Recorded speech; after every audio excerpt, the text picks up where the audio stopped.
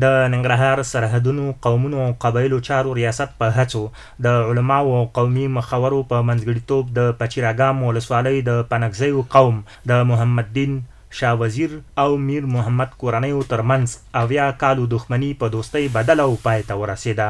د ننګرهار سرحدونو قومونو او قبایلو چارو رئیس قاري رحمت الله غازي عمر وایي دغه ولایت کې د اسلامي امارت واک ته د رسېدو تر اوسه نږدې 1800 روغې جوړې شوي دي.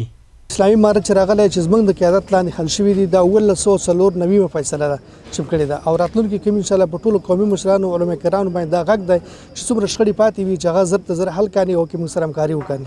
د پنکزیو قومي مخور شیخ حمدالله شهیدزاده حقانی وایي دغه دښمني د ځمکې پر سر د شخړې له کبله رامنځته شوې وه چې پر مهال یې 14 تنه وژل شوي. نننۍ کومه غونډه چې تاسو وینئ دا غونډه نږدې 80 کاله وړاندې د دوو کورنیو ترمنځ د ځمکې په سر د شخړې په نتیجه کې پیښه شوې وه چې بدبختانه تر اوسه پورې دا تقریبا 14 قضیې د مړو لري.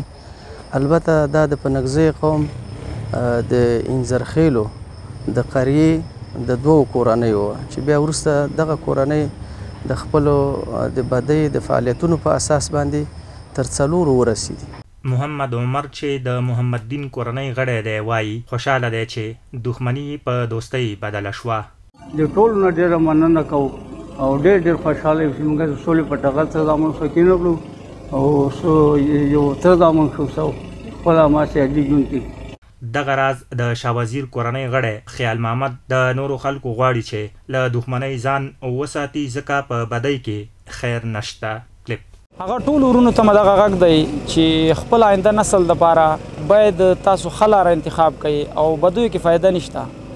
که مخکینیو کړي هم نقصان دی که روان نسل یې کوي هم پکې نقصان دی.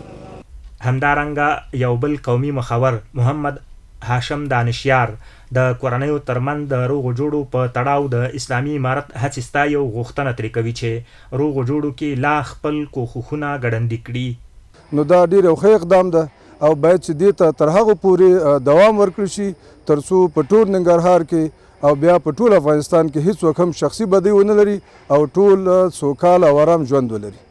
د غونډې په پای کې پریکړه لیک ولوستل شو چې پکې راغلي وو که هرې کورنۍ د جرګې له پریکړې سرغړونه وکړه کور به یې سوځول کیږي او د جرګې غړو ته به 3 میلیونه افغانۍ د جریمې په ډول سپاري.